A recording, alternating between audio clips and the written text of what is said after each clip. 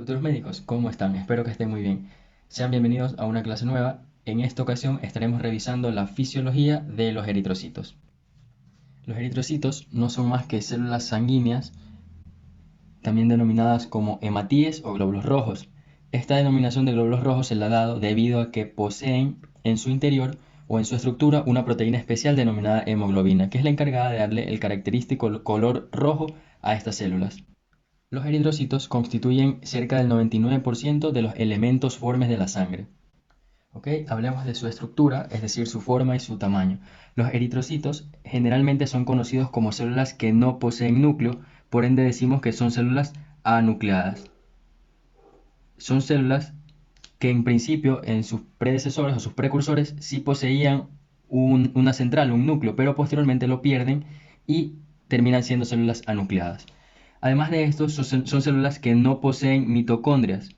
Y quizás ustedes dirán, pero entonces si no poseen mitocondrias, ¿de dónde obtienen los eritrocitos el ATP? Recordemos que normalmente las células utilizan las mitocondrias, la glucosa y oxígeno para generar la energía necesaria. En el caso de los eritrocitos, la energía proviene de otro lugar. La energía se obtiene a partir de la glucólisis. Es decir, que los eritrocitos sí captan glucosa, pero la glucosa que la captan la introducen dentro de ellos y lo que hacen es convertirla en ácido pirúvico. Sabemos que el ácido pirúvico se obtiene gracias a una enzima denominada piruvato deshidrogenasa.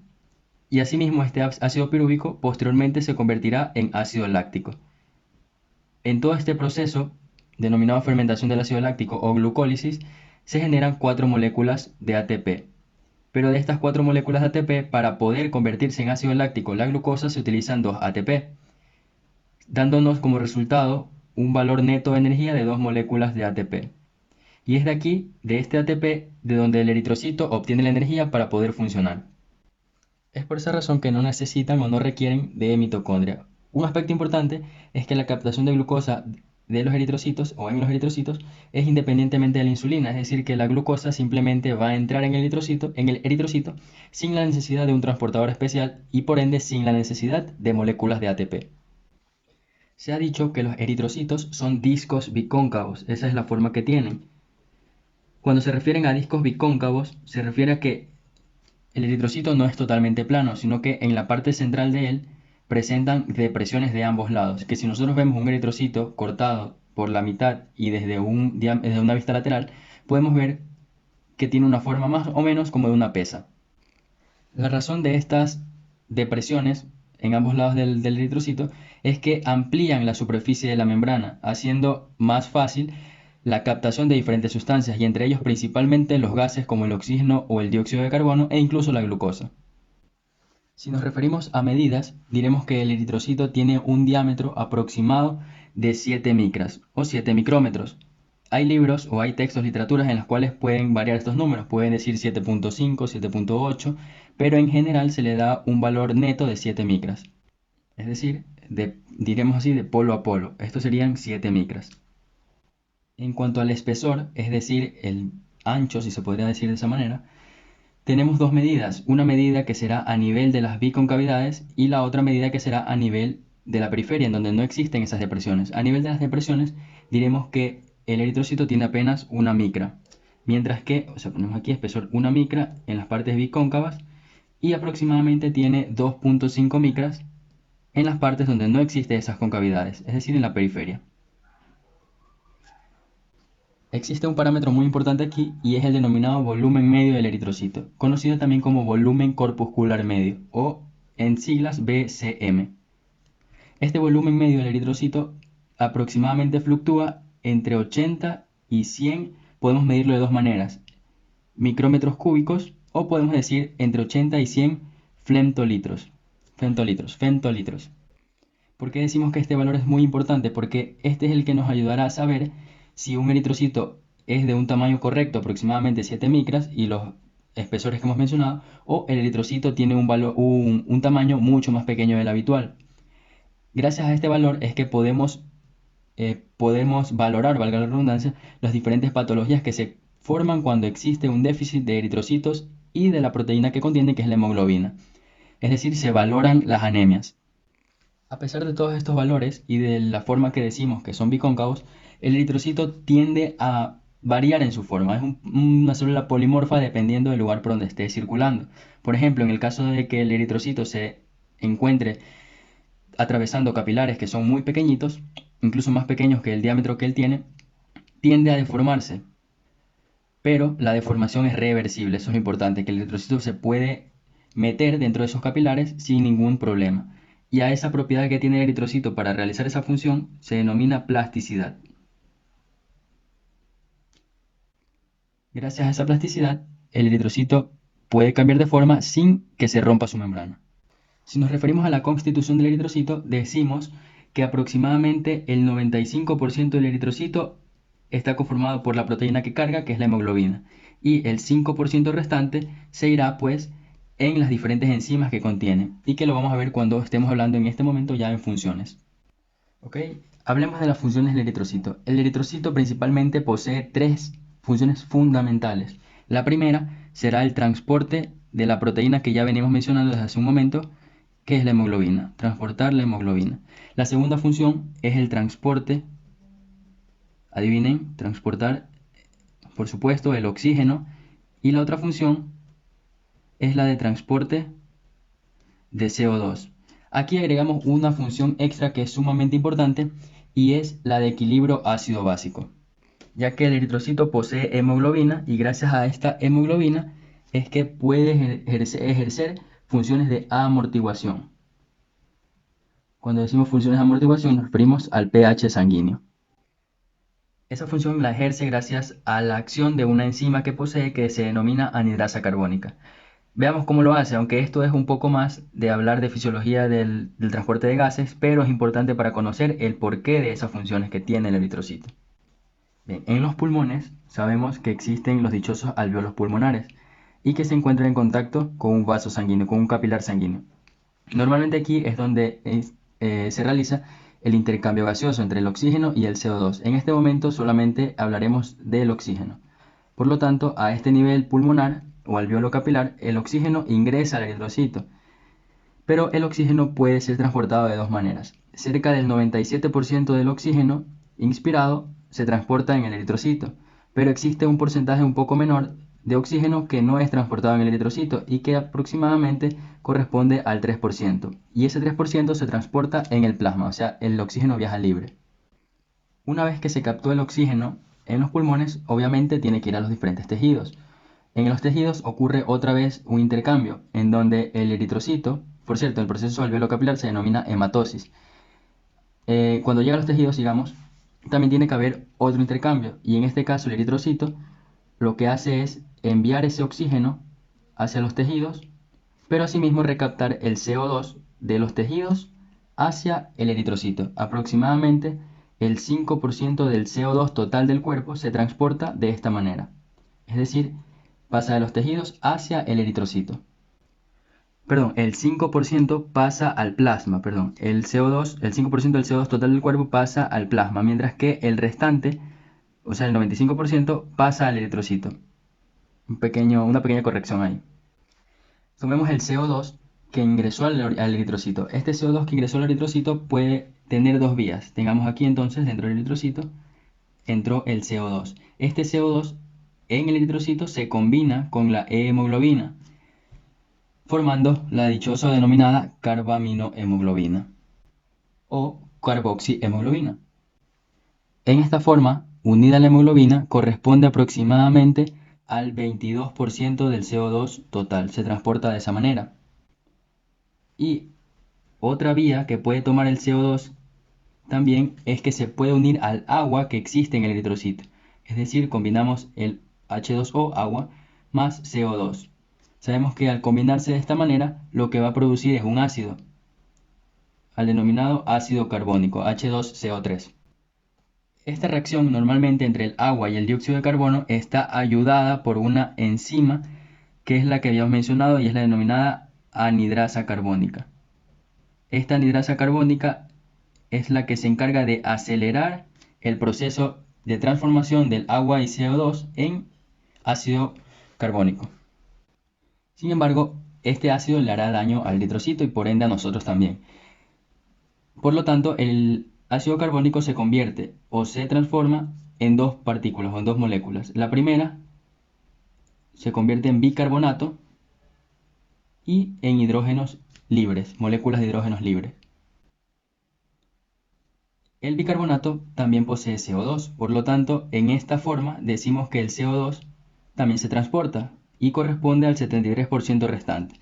Entonces ahí tenemos como conclusión que el CO2 total del cuerpo se transporta en un 73% en forma de bicarbonato, en un 22% unido a la hemoglobina y en un 5% libre en el plasma.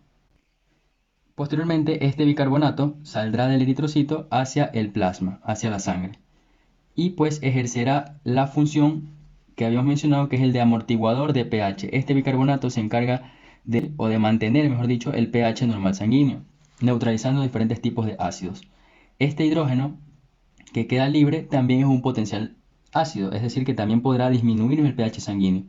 Pero este hidrógeno que queda, entre comillas, libre, inmediatamente es atrapado por la hemoglobina, es decir, la hemoglobina más hidrógeno. De esta manera, el eritrocito cumple también de otra manera la función de amortiguador de pH y es neutralizando los hidrógenos que se formaron de la disociación del ácido carbónico. Por lo tanto, esta también me mantendrá el pH normal sanguíneo. La hemoglobina es considerada como uno de los amortiguadores de acción rápida debido a que apenas se forma el hidrógeno, este lo captura y lo neutraliza. Bien, habíamos mencionado que las formas de transporte del CO2 difieren de muchas maneras, pero al final de cuentas todos tienen que ir nuevamente hacia los pulmones porque ahí es donde tienen que ser eliminados. Este CO2 entonces viaja a través de los capilares y llega a los pulmones. Supongamos que este sea el capilar que se encuentra en los pulmones.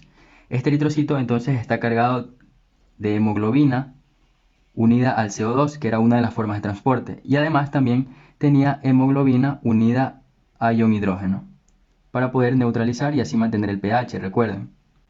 Cuando llega a los pulmones, obviamente el CO2 debe disociarse de la hemoglobina y así poder ser transportado hacia los alvéolos y posteriormente ser eliminados al exterior. Esa es una forma. La otra forma es que este hidrógeno salga del eritrocito. Cuando el hidrógeno sale del eritrocito se une a a una molécula de bicarbonato que quizás pudo ser la misma que se formó anteriormente. Al unirse el hidrógeno con el bicarbonato, van a formar nuevamente ácido carbónico. Este ácido carbónico se va a disociar a sí mismo. Así como se unió para formarse, ahora se disocia en CO2 y en la molécula H2O. Este proceso de disociación otra vez está encargado la enzima anhidrasa carbónica. La facilita, la hace mucho más rápida. Y el CO2 que se formó es eliminado también hacia el exterior. Y por último hablaremos del CO2 que se encuentra libre en el plasma. Y es que este CO2 también saldrá hacia los pulmones y por ende hacia el exterior. De esta manera el CO2 es eliminado y obviamente aquí en este momento el oxígeno otra vez será transportado hacia el plasma y hacia los eritrocitos repitiendo este ciclo. De esta manera se ejerce la función de transporte de hemoglobina, de amortiguador de pH, de transporte de oxígeno y de CO2. Como lo vieron, muy interesante, ¿verdad? Muy bien, ahora hablemos de la cuantificación de los eritrocitos. Cuando nos referimos a cuantificación estamos haciendo alusión al número de eritrocitos y aquí tendremos principalmente tres valores muy importantes que se debe conocer. El primero será el número de glóbulos rojos o de eritrocitos, pongamos ER, por milímetro cúbico de sangre o por microlitro también se lo suele medir. Y es que aquí difiere. Eventualmente, posteriormente, ustedes verán que existen muchos valores, pero todos son aproximados. Y generalmente oscilan entre 4.5 y 5.4 millones de eritrocitos, agreguemos el valor que habíamos mencionado, por microlitro o por milímetro cúbico de sangre. El 4.5 equivale generalmente a un punto más cercano a las mujeres y el 5.4 más cercano a los varones. Sin embargo, estos valores pueden variar dependiendo de muchas circunstancias, como por ejemplo, en el caso de personas que vivan en alturas, en donde el oxígeno es más escaso, siempre tenderán a tener mayor cantidad de glóbulos rojos, mientras que los que vivan pues, en planicies siempre tenderán a tener menor cantidad de glóbulos rojos, fisiológicamente hablando. Existen varias razones para que un hombre tenga mucho más eritrocitos que una mujer y lo veremos cuando veamos regulación de la hematopoiesis. Podemos también cuantificar los eritrocitos por el número o la cantidad de hemoglobina que tenga en gramos o cada 100 ml de sangre.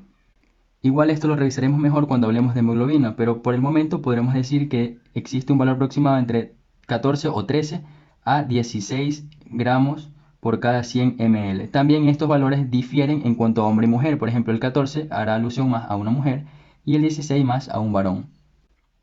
Y un último parámetro será el hematócrito. El hematócrito no es más que el número de eritrocitos que existen en sangre, pero valorado en porcentaje. El porcentaje es generalmente medido en ml o cada 100 ml. Generalmente, asimismo, oscila entre 45% al 50%, siendo el 45% más para una mujer y el 50% más para un varón. Todos estos valores se deben medir, absolutamente todos. Nosotros no podemos indicar algún tipo de patología en el caso de que exista únicamente midiendo el número de glóbulos rojos por milímetro cúbico, ni tampoco solo el número de hemoglobina, sino que todos deben ser tomados en cuenta, ya que todos estos valores no siempre varían en el mismo sentido, es decir, puede ser que la hemoglobina esté baja, pero el número de glóbulos rojos o de eritrocitos esté aparentemente normal, por ahí por citarles un ejemplo. Otro dato sumamente importante es que todos estos valores en personas gerontes, o sea, en los ancianos, generalmente están disminuidos, pero eso también es fisiológico. A muy breves rasgos diremos que cuando existe un aumento de glóbulos rojos de eritrocitos, se denomina policitemia. Pero esas policitemias pueden ser fisiológicas como pueden ser patológicas. En el caso de que sean fisiológicas, habíamos mencionado personas que viven en la altura, por ejemplo. Y patológicas, pues, cuando hablemos de policitemia veremos que hay múltiples mecanismos. Cuando existen disminuciones de estos eritrocitos, diremos que el paciente sufre una anemia. Por ahí dos conceptos sumamente importantes porque igual iremos mencionando más adelante ciertas patologías como la anemia para más o menos entendernos. Ahora, cuando hablamos de anemia, nos referimos netamente a la disminución de la hemoglobina de los eritrocitos, no realmente al número de eritrocitos, aunque en la práctica médica, ya que la hemoglobina va ligada al eritrocito y viceversa, se dice que cuando hay una disminución de glóbulos rojos, generalmente siempre habrá una disminución de hemoglobina y por lo tanto le decimos anemia. Pero el término correcto de anemia es disminución de la hemoglobina. Mucho ojo con eso. A todo esto entonces veamos cómo es que se originan estos eritrocitos. Los eritrocitos se originan por un proceso denominado hematopoiesis. Aquí nos planteamos dos preguntas. Primero, ¿dónde se produce, dónde ocurre la hematopoiesis? Y segundo, ¿cómo esta sucede? Veamos la primera, ¿dónde ocurre la hematopoiesis? El lugar de formación va a variar dependiendo de la edad intrauterina y de la edad postnatal. Cuando nos referimos a la vida intrauterina, podemos dividirla en tres periodos: el primer trimestre, el segundo trimestre y el tercer trimestre. Siendo el primer trimestre, como ya muchos conocemos, la vida o el periodo embrionario. En este periodo del primer trimestre, el único lugar en donde se forman glóbulos rojos, hablemos de glóbulos rojos, es en el saco vitelino. Muy bien. Aquí, en esta ocasión, los eritrocitos tienen una particularidad y es que son nucleados. Aquí los eritrocitos aún poseen núcleo, a pesar de ser maduros. En el segundo trimestre de vida, ya estamos hablando de un periodo fetal. En este periodo ocurre en tres órganos principales, siendo el hígado el más importante y prácticamente en el que mayormente se producen los eritrocitos en este periodo, pero también puede ocurrir a nivel del vaso y puede ocurrir a nivel de los ganglios linfáticos. Recordemos que el vaso y los ganglios linfáticos son los denominados órganos hematopoyéticos secundarios. Y en el tercer trimestre y en el nacimiento, los eritrocitos ya comienzan a formarse donde normalmente se forman en un adulto, es decir, en la médula ósea. Médula ósea.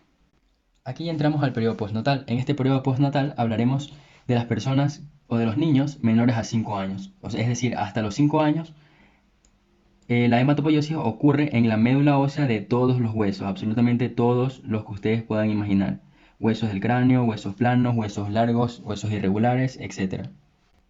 Entre los 5 y 20 años ya no ocurren en los huesos largos, únicamente en el resto de los huesos. Pero existen excepciones.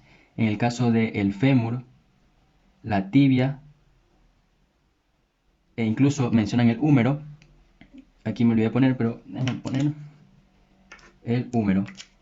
En estos tres huesos sí se forman eritrocitos, hablando obviamente de la médula ósea, ¿no? La médula ósea que se encuentra en el fémur, la tibia y en el húmero. Pero ocurre principalmente a nivel de sus epífisis proximales, solo ahí. En esa parte de esos huesos, ahí ocurre hematopoiesis entre los 5 y los 20 años. Posterior a los 20 años, ya no ocurre en los huesos largos, ni tampoco en los huesos irregulares, ni en los huesos sesamoides, etc. El único lugar en donde va a ocurrir la hematopoiesis es en los huesos membranosos. ¿Cuáles son estos huesos membranosos? Podemos citar a las costillas, podemos citar al esternón, podemos citar también a las vértebras, y uno muy importante que son los huesos ilíacos, es decir, estamos hablando del coxal. Incluso en los huesos membranosos, generalmente con la edad avanzada ya comienza a disminuir el proceso de hematopoiesis, es de forma fisiológica. Y en el caso de que exista un daño en la médula ósea posterior a los 20 años, generalmente se forman las células sanguíneas, ya sea en el vaso o incluso el hígado. Son órganos que toman la posta. Entonces, ¿cómo se forman los eritrocitos? ¿Cuál es el proceso? Veamos, del lado de acá, tenemos a la médula ósea. Ya sabemos que en la parte, aquí dibujado un hueso largo, entre comillas, ya sabemos que la única forma es que sea entre 5 y 20 años y que sean las epífisis proximales. Aquí encontraremos principalmente las denominadas células hematopoyéticas precursoras pluripotenciales. Células pluripotenciales hematopoyéticas precursoras, también denominadas como célula madre hematopoyética o célula ítem. Esta célula puede tener tres destinos. Un primer destino, es decir, puede formar otra célula precursora hematopoyética pluripotencial por mitosis. Puede dar origen aquí a la célula precursora linfoide, es decir, aquella que va a dar origen a los linfocitos. Y puede dar origen a una célula especial denominada como célula precursora comprometida, cuando estamos hablando específicamente de eritrocitos. Esta célula precursora comprometida se va a diferenciar ya en las denominadas unidades formadoras de colonias esplénicas. Esta unidad formadora de colonias esplénicas a su vez puede tener tres destinos, puede formar tres colonias más, puede formar una unidad formadora de colonias de megacariocitos, los cuales darán origen a las plaquetas.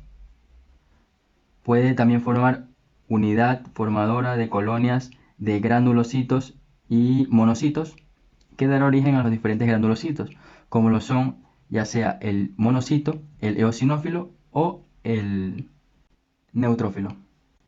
Y el basófilo también, que entran ahí en esa colonia. Y un último destino que es el denominado unidad formadora de colonias de blastos. Esta unidad es la encargada de dar origen a una colonia denominada como unidad formadora de colonias de eritrocitos. Y obviamente esta es la encargada pues de originar a las células rojas, a los eritrocitos. De esta unidad formadora de la colonia de eritrocitos darán origen al denominado proeritroblasto, que es el principal precursor de un eritrocito, pero lo vamos a ver en diferenciación. Tanto para la formación de origen como para la diferenciación necesitamos factores que serán de suma importancia. Siendo así, tenemos factores endógenos propios del ser o de la persona, del organismo, y factores exógenos que serán extraídos pues de materiales que estén fuera del organismo. En cuanto a los factores endógenos, pueden ser hormonas o pueden ser proteínas de las que se necesitan. En cuanto a las hormonas, la principal hormona que necesitaremos para la hematopoiesis es la eritropoyetina renal, que es la encargada de regular prácticamente el proceso de eritropoiesis. En cuanto a las proteínas, tendremos proteínas de crecimiento y proteínas de diferenciación.